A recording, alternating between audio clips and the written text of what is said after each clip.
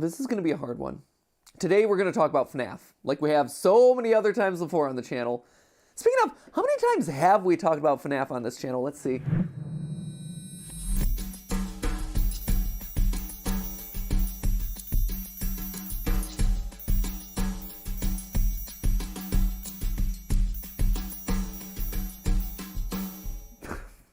$43.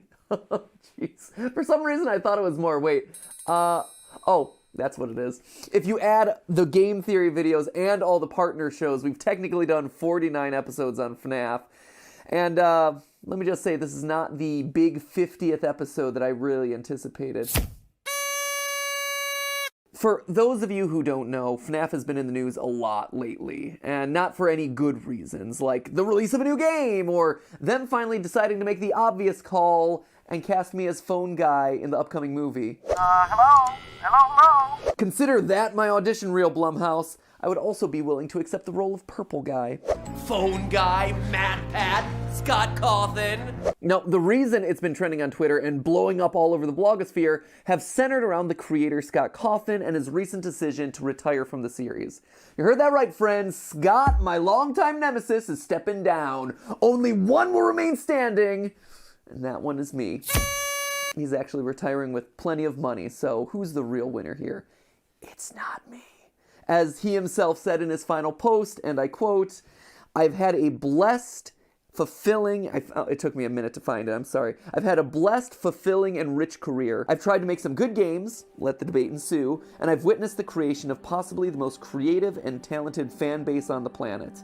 But here, on the 7th anniversary of the first game's trailer, I realize I miss a lot of things that I got to focus on before FNAF became such a success. I miss making games for my kids, I miss doing it just for fun, and I miss making RPGs even though I stink at it. All this is to say that I'm retiring," end quote. He then goes on to thank everyone for their kindness, say that he's excited to spend time with his family, and assure everyone that FNAF is going to continue under the guidance of someone of his choosing.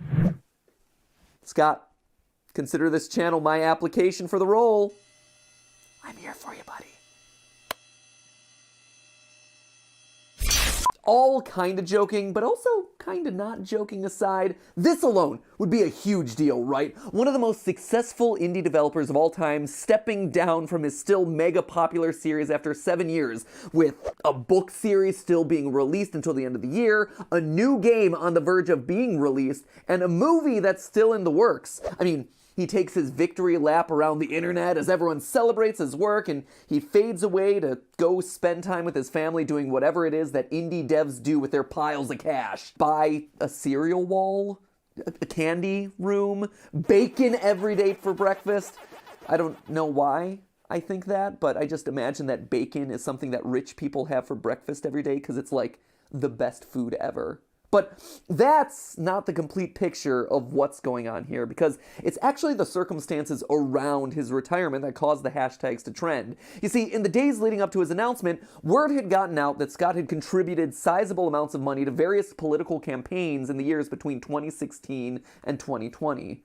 Using the website OpenSecrets.com, an independent nonprofit that tracks U.S. political donations, users learned that Scott had contributed around $42,000 to various political campaigns. Now, that on its own might not have been all that newsworthy. No, what made people sit up and take notice was who he had contributed funding to. Republican candidates like Ben Carson, Mitch McConnell, Donald Trump, controversial political figures whose voting histories had been anti-civil rights over the years, especially as it relates to the LGBTQ communities, which, you know, a large portion of the FNAF fan base is. And I've seen a lot of people online responding with a "so what's the big deal" to all of this news. But you have to stop and actually think for a minute about the position of a lot of the LGBTQ fans of this franchise.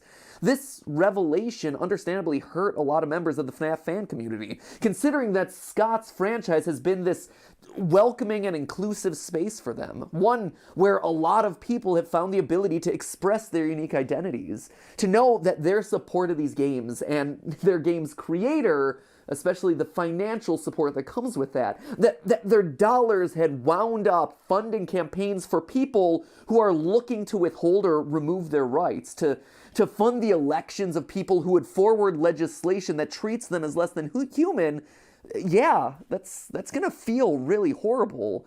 It's gonna feel like a betrayal. It's gonna feel like you had funded your own worst enemy. At first, people thought that Scott's account must have gotten hacked, right? There was no way that he could have done this, or at the very least that maybe he donated to a blanket Republican fund where his dollars had gotten funneled into individual campaigns without his knowledge. But no. After a few days, Scott took to Reddit and affirmed that these were indeed his choices, which then just proceeded to blow the internet up even more. A few days later, he retired, and that was that. A confusing and awkward end to the career of someone who had legitimately changed the face of horror and indie gaming forever. Now, a lot of you have been asking me for my response to the whole thing.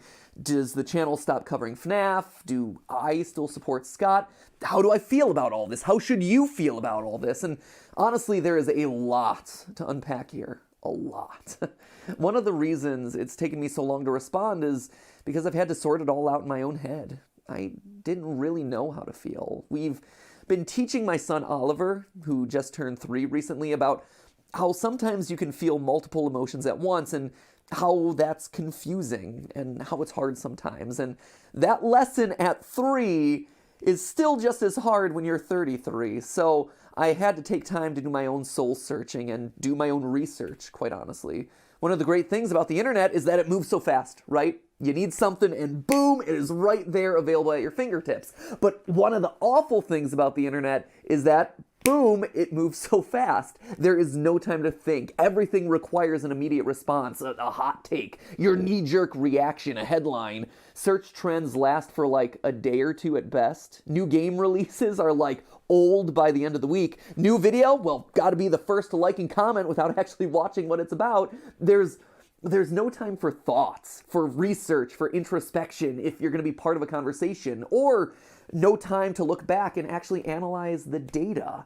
I mean, heck, by the time that you bothered to finish reading Scott's response to all this drama, he had already posted his retirement. So, since this is going to be a long and tricky episode to say the least, let me start off by making it crystal clear that I am pro-LGBTQ rights. And you don't have to take my word for that. I was in theater for years before I started doing YouTube, and it is difficult to be a narrow-minded bigot in that industry. If you know, you know. I'm a member of the LA LGBT Center, and I attend their events because I support their mission. And most importantly, I've done the best I can to keep a sensitive ear open to LGBT audience members, and also to my team members when they tell me that something isn't okay, or no longer okay, or they explain an LGBT perspective that I don't know or understand because I don't live that. I don't have that experience in my life, so I'll never be able to know everything, or be able to truly speak on behalf of people in that community, but the best I can do is to try and remain an ally who's always ready to be supportive and as sensitive as I can be. Anyway, I don't say all this to make excuses or try to defend myself by wrapping up in a rainbow flag.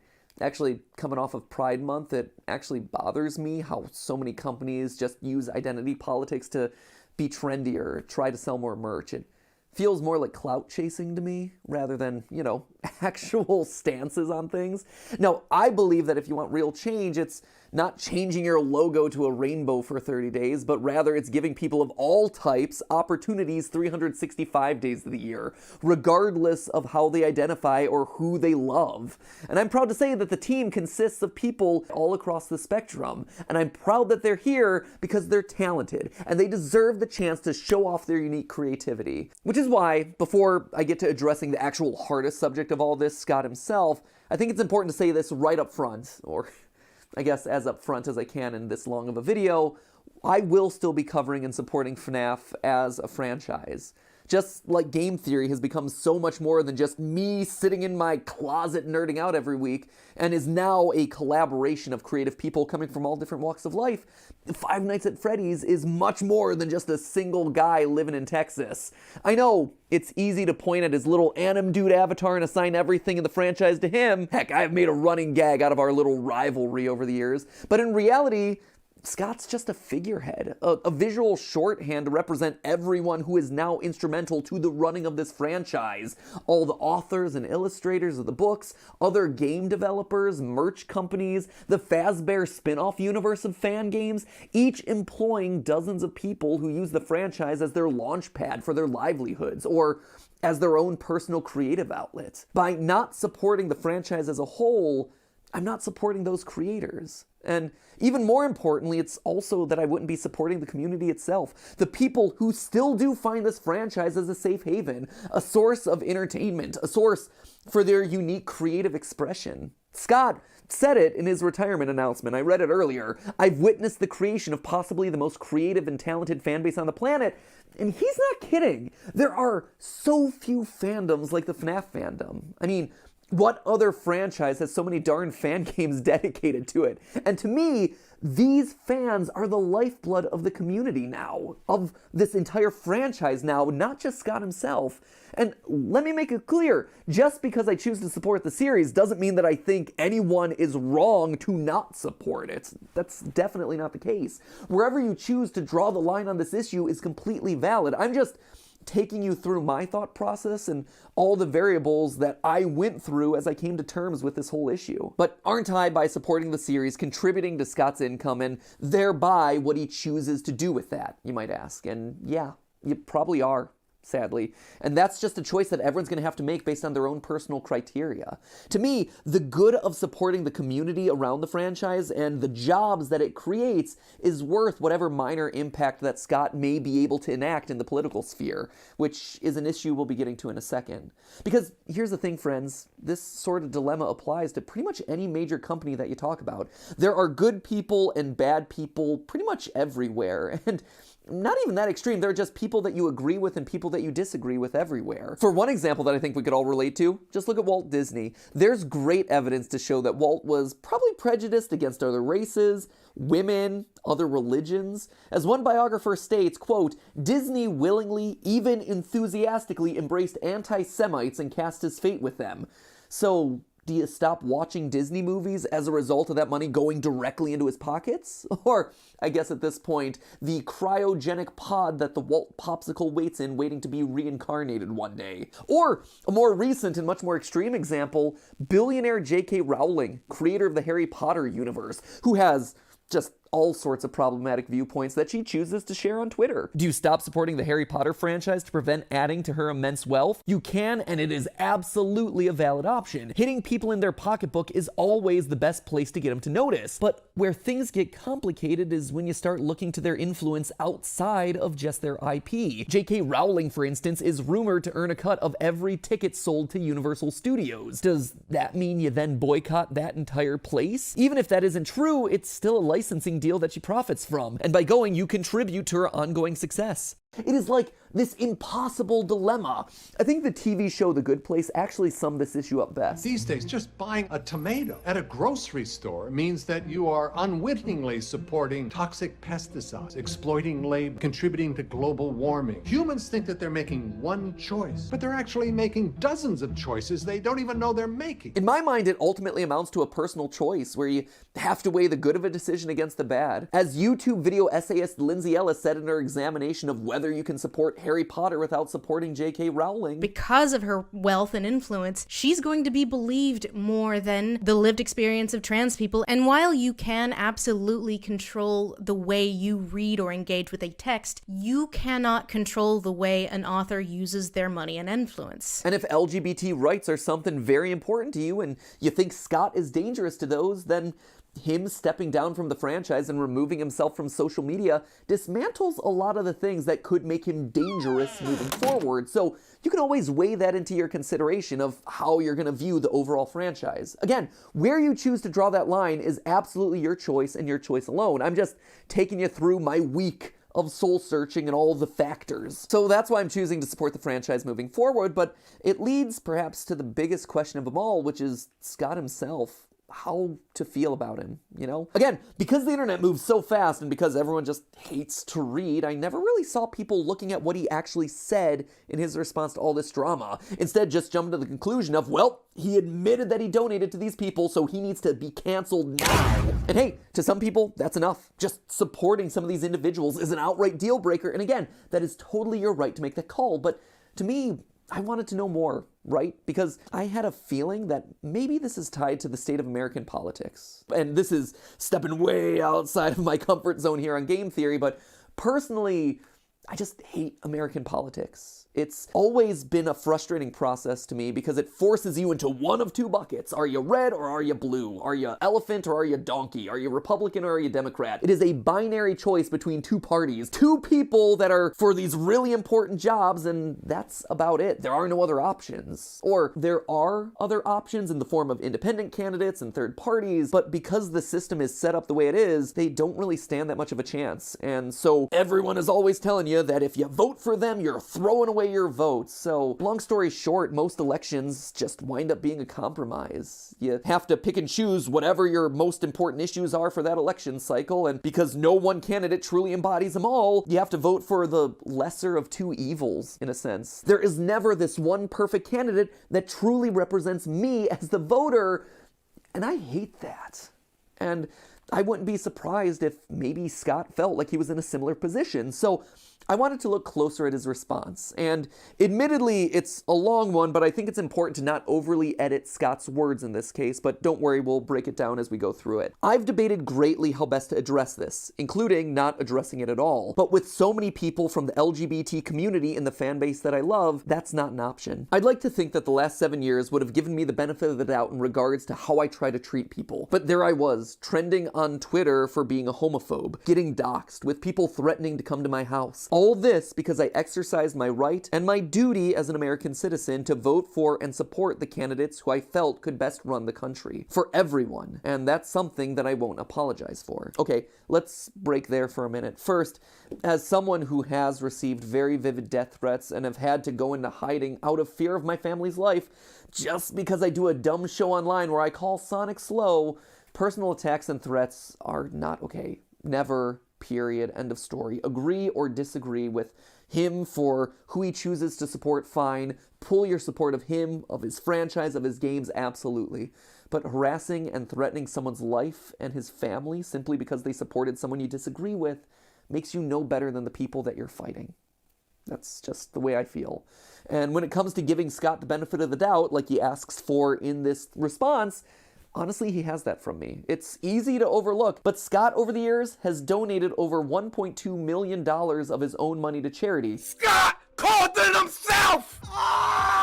Including $50,000 to the Trevor Project, an organization that is focused on helping LGBTQ youth. Does that necessarily negate the $42,000 that he made in political donations? Again, that is a personal choice for you to make the call on, but I think it at least merits hearing the guy out. Anyway, the quote continues. For those of you who took the time to look, you saw that the candidates I supported included men, women, white people, black people, Republicans, and Democrats. I supported Kimberly Classic in Baltimore because I believed that she really cared for the African American community there and wanted to pull them out of poverty. I believe she could have really made a difference in a time when so many black communities were struggling. She lost, unfortunately. I supported Tulsi Gabbard, a Democrat, even though I disagreed with her on several issues, because I felt she would have been a good and fair president. And yes, I supported President Trump because I felt he was the best man to fuel a strong economy and stand up to America's enemies abroad, of which there are many. Even if there were candidates who had better things to say to the LGBT community directly and bigger promises to make, I believe that their stances on other issues would have ended up doing much greater harm to those communities than good. All of this explanation, I fear, is wasted, as people don't want to discuss with one another anymore. They want endless apologies and submission. People who are expecting those from me will get neither, end quote. Okay,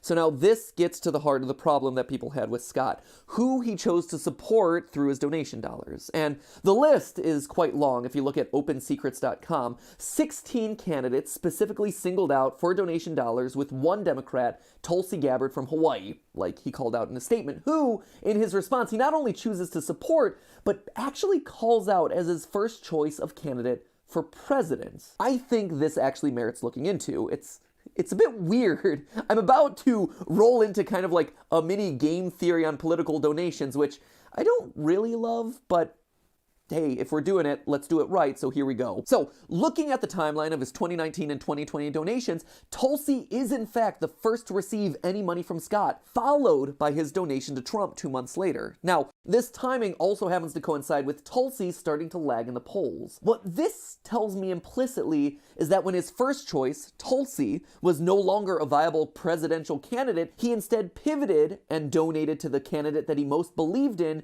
who also had the best shot of winning, Donald Trump. But what was the policy that Scott appears to have cared about the most? Well, if you look into all of the candidates that he chooses to support, there's one and only one commonality across all of them: tough foreign policy, keeping the military strong, keeping trade strong, and standing against foreign powers like North Korea. This also coincides with his statements about defending against enemies abroad, recovering the economy, and how other issues would do more harm to the country than good. Apparently to Scott, nothing worse can happen to your civil rights than getting dunked on by an overseas nuke. Now, I've seen people say that everyone on Scott's donation list also had a history of opposing same-sex and transgender rights. I chose to look into this, and across the board, that's largely true, except for Tulsi, who, well, she was inconsistent about it at best. It's true, she had a history of being anti-LGBT,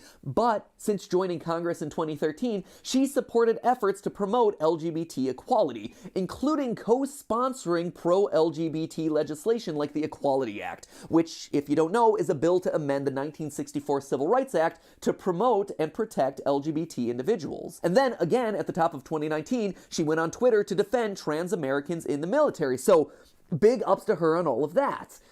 However, things get more complicated because in 2020, her reputation was again put into question when she introduced a bill that many saw as anti-transgender, something that was leveled hard against Scott's choice to support her. But it's worth noting that this was after Scott chose to donate to her campaign. The TLDR of all of that voting nonsense is this: when Scott chose to support her campaign, publicly facing, she was pro-trans rights.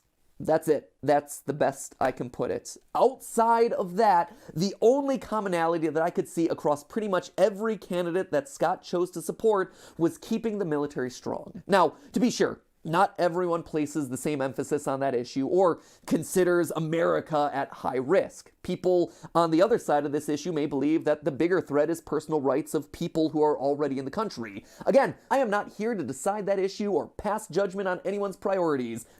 God forbid, I do not want to do that. But it is my theory, my political theory, that Scott, like so many other Americans, may have found himself caught in a situation where no one candidate truly reflected the complete slate of policies that he supported. And when his first choice of candidate bowed out of the race, one who was publicly pro-LGBTQ rights at the time, he moved on to the next best option in his mind, considering the issue that he thought was most important, in this case foreign policy, therefore him supporting Trump. And let me be clear, I'm not trying to explain away his actions or anything like that, not at all. Am I surprised that he donated to these people? Yeah, but is it enough for me to throw away all the goodwill that I've seen him put into this franchise and his community over the years? No.